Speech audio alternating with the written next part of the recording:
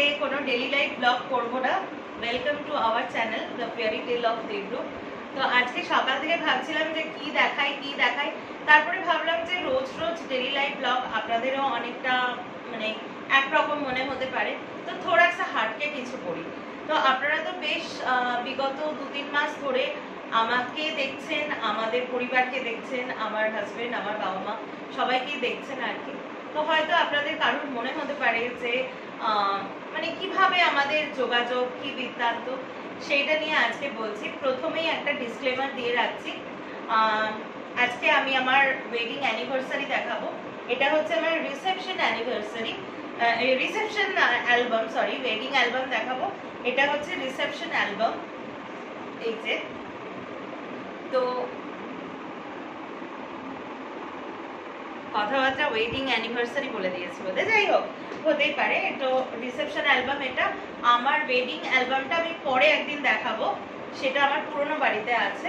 তো আমি ভেবেছিলাম অন্য সবার মতো যে একটা মাইলস্টোন অ্যাচিভ করলে তারপরে আমাদের স্টোরিটা বলবো, কিন্তু ভাবলাম যে ঠিক আছে, সবসময় একই গতানুগতিক ভাবে হয় না, আপনারা তো আমার সাথে আছেন, থাকবেন।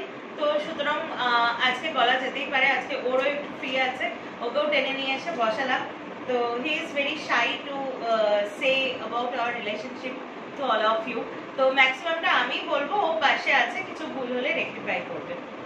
তো প্রথমেই বলি, আমাদের বিয়ে হয়েছিল 1 ফেব্রুয়ারি 2017, বুধবার ছিল। তো বিয়েটা কিভাবে হয়েছিল সেটা বলি, তুমি বলবে? লজ্জা পাচ্ছে। বিয়েটা মানে আমি ফার্স্টেই বলবো না যে লাভ ম্যারেজ, মানে লাভ অ্যারেঞ্জ, এটা আপনারা ডিসাইড করে নেবেন। আমি বলবো অ্যারেঞ্জ কাম লাভ। এবং অ্যারেঞ্জটা যেটা মানে গার্জিয়ান লেভেলের থেকে হয় সেভাবে হয়নি। ব্যাপারটা হচ্ছে, তাহলে ফিরে যেতে হয় আজ থেকে প্রায় 9-10 বছর আগে, 9 বছর আগে।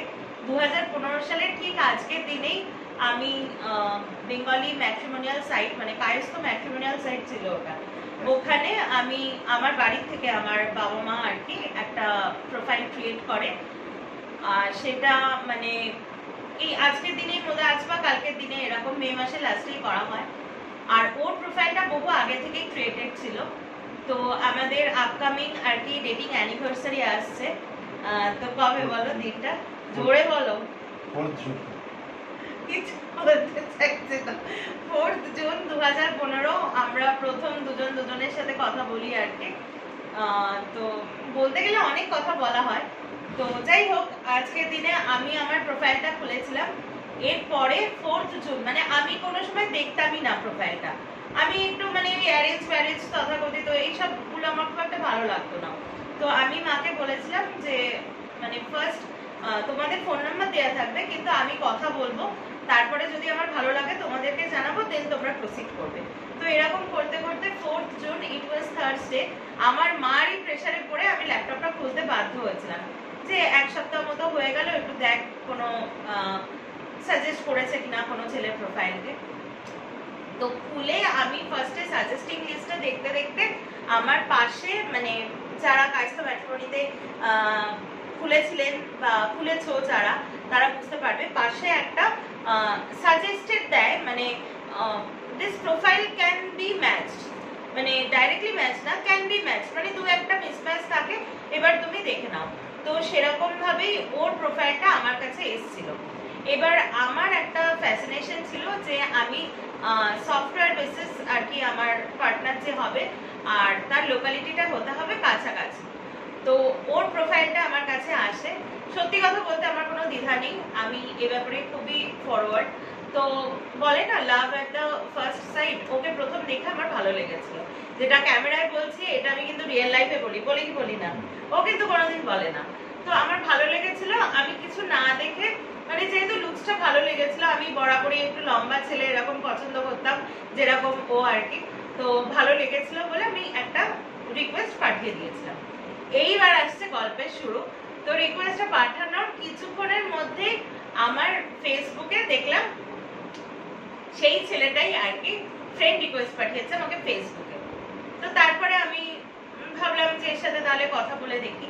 এবার কথা বলতে গিয়ে দেখলাম ও বিলং করে হচ্ছে দুর্গাপুর থেকে, আর ওর অ্যানসেস্ট্রাল বাঁকুড়া, কিন্তু ওর বাবার চাকরি সূত্রে ওরা ধানবাদে থাকে, আর ও হচ্ছে মেকানিক্যাল নন আইটি।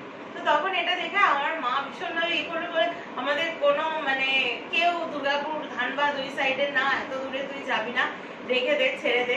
মা তো প্রথমে ডিস্টেন্সটা দেখেই মার হয়ে গেছিল। তো যাই হোক, আমি ফোন করেছিলাম লুকিয়ে, না আমার সামহাও ভালো লেগেছিল।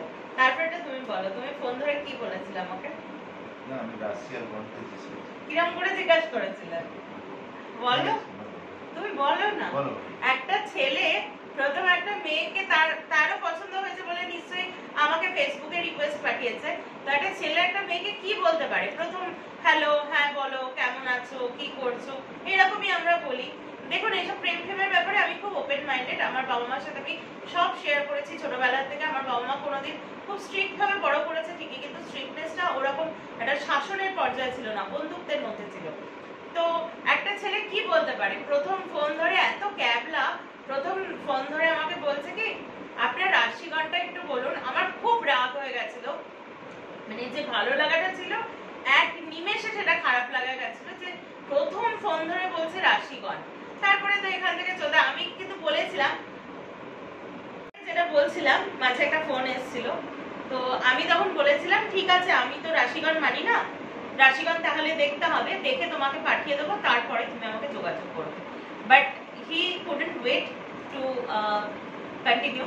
ও মাঝে মধ্যে রাত্রে পিং করতো, মাকে আড়াল করে আমিও দোতলায় গিয়ে কথা বলতাম। তারপরের থেকে সম্পর্কটা একটা মানে লাভ স্টোরিতে পরিণত হয়। তার অনেক পরে ওই সমস্ত মেলানো হয়েছিল, কিন্তু তখন ওগুলো খুব কি বলবো, মানে ছোট হয়ে গেছিল আর কি। তখন মোটামুটি আমরা ডিসাইডই করেছিলাম যে উই আর গোয়িং টুগেদার, আর সেইভাবেই আমাদের বিয়ে হয় আর কি। তো এর মধ্যে অনেক অনেক গল্প আছে, প্রচুর ঝগড়া হতো, যেহেতু লং ডিস্টেন্স রিলেশনশিপ। ও আসতে পারতো না, খুবই আসতো, মানে মাসে এক আধ দিন আসতো, আমার বাড়িতেই আসতো, বাবা মা মানে সবার সাথে গল্প হতো, আমরাও যেতাম, মা বাবা আমি যেতাম দুর্গাপুর। তো সেই জন্য লং ডিস্টেন্স হলে যেটা হয় সবসময় দেখা হতো না। আর ও খুব ক্যাবলাকান্ত ছিল, যেটা আমি বিয়ের পরে বুঝেছি। মানে ভেতরে অনেক কিছু ছিল যে বলবে বা এ করবে, কিন্তু একটু শাই টাইপের, ঠিক করে কথাটা মানে বুঝিয়ে বলতে পারতো না। যাই হোক, আজ আমি সেটা বুঝেছি, হি ইজ মাই ম্যান, এবং আমি ওকে পেয়ে আমি সত্যি খুব ভালো ফিল করি নিজেকে। আর এখন তো আমার পুরো বন্ধু হয়ে গেছে। তো আজ আমি আমার রিসেপশনের কি বলে অ্যালবামটা আপনাদের দেখাবো। তো শুরু করছি দেখানোটা। মাকে এবার বলবো ওর কাছে দাও, ও দেখিয়ে দেবো। এটা দাও।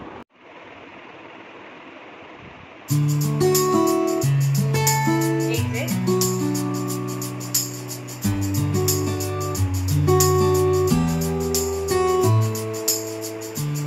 এটা হচ্ছে ওখানকার যে সোসাইটি, আমাদের যেখানে ফ্ল্যাটের সোসাইটি গার্ডেন এটা। আর এটা হচ্ছে ওই ফ্ল্যাটের পেছনেই আর কি একটা মন্দির আছে, কালী মন্দির। এটা হচ্ছে ঠাকুরটা।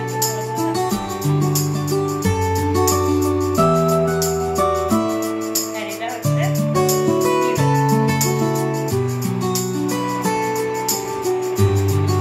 এটাও আসার পরে আমাদের বাড়িতে।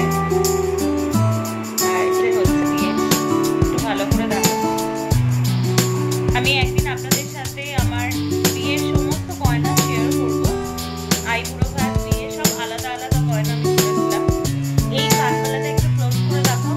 এই কানবালাটা আর উপর একটা সিঁদুরের ময়ূরপঙ্খী কৌটো, এই দুটো আমার মা আমাকে বিয়েতে গিফট করেছিল।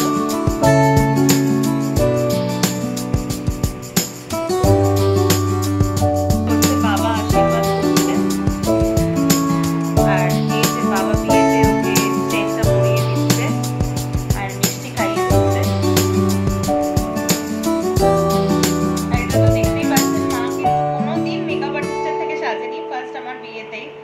তো তন্ময়দা আমার মেকআপ আর্টিস্ট ছিল, আমি চাইলে যোগাযোগ করিয়ে দিতে পারি যদি কেউ মনে করে। মা মিষ্টি খাইয়ে দিচ্ছে। তো এই যে আর কি বিয়েতে বসেছে, সম্প্রদান আর কি সব শুরু হয়েছে। এবার একটু তাড়াতাড়ি দেখাই।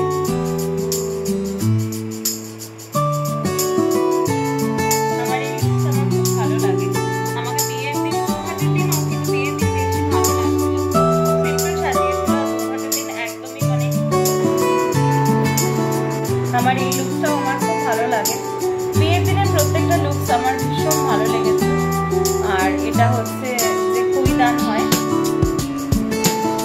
করা হচ্ছে।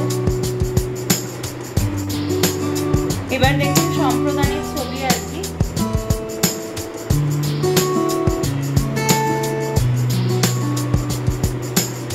তিনজন পুরোহিত ছিলেন যারা বিয়ে দিচ্ছিলেন, আর এই যে গাছ ছাড়া বেঁধেছেন দেখুন, এনার সাথে প্রায় রাস্তায় দেখা হয়,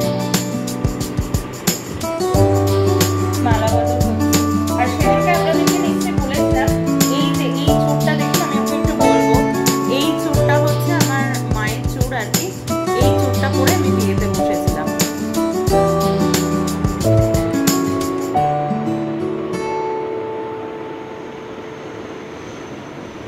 May love bind your heart together. একদম।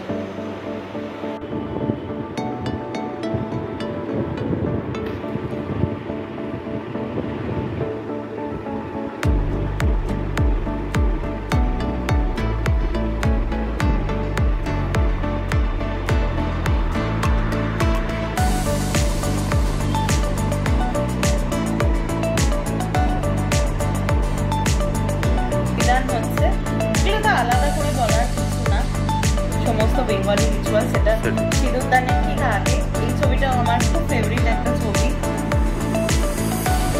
আর এইটা হচ্ছে সেই আসল যে আমাদের বাঙালি মানে হিন্দু বিবাহ রীতি, যেটা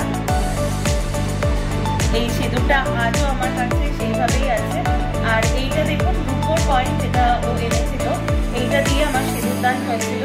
আর যেহেতু লং ডিস্টেন্স ছিল, সেই জন্য হলুদটা ওরা সন্ধ্যেবেলা এনেছিল গায়ে ছোঁয়ানোর জন্য। এইটা হচ্ছে এটাই তো হলুদটা, এটা হচ্ছে ওর গায়ে ছোঁয়ানো হলুদ।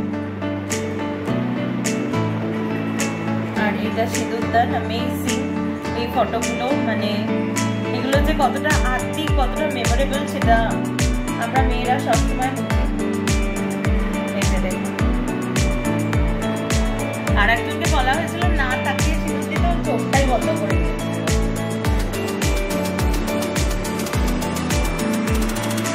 দেখুন, যেখানে ক্যামেরাম্যানের আদেশে বলা যায় সিঁদুরদানের আর একটা পোজ। এটা আমার বৌভাতের বেনারসি।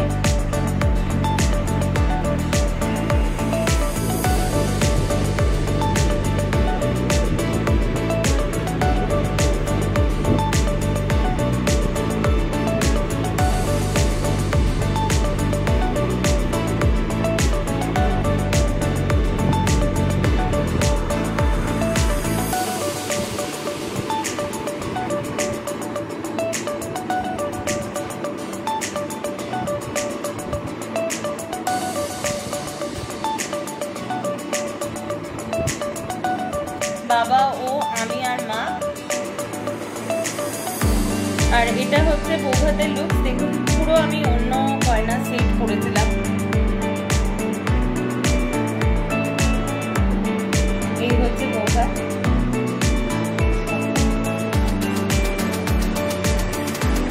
রিসেপশনে আরো প্রচুর ফটো, বিয়েরও প্রচুর ছিল, সেগুলো দেখাতে গেলে রাত কভার হয়ে যাবে। আমি ব্লগটা একটু ছোট্ট করেই শেয়ার করলাম।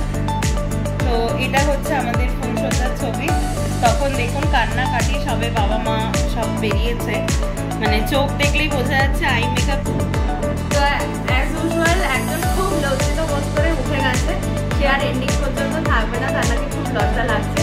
তো আমি এন্ডিং করছি আজকের এই ছোট্ট আমাদের বিয়ের মানে লাভ স্টোরি, আমাদের বিয়ের অ্যালবাম দেখতে আপনাদের কেমন লাগলো নিশ্চয়ই আশা করি এই ব্লগের ভিউজ রেসপন্স থেকে আমি সেটা বুঝে যাব। তো আজকের ব্লগটা যদি ভালো লেগে থাকে, ছোট্ট এই ব্লগটা, তাহলে অবশ্যই করে লাইক, শেয়ার, সাবস্ক্রাইব করবেন। আর একটা কথা, যারা বড় আছেন আমাদের থেকে, তারা অবশ্যই আশীর্বাদ করবেন যাতে আমরা দুজন আরও ভালোভাবে, আরও একাত্মভাবে যাতে পথ চলতে পারি।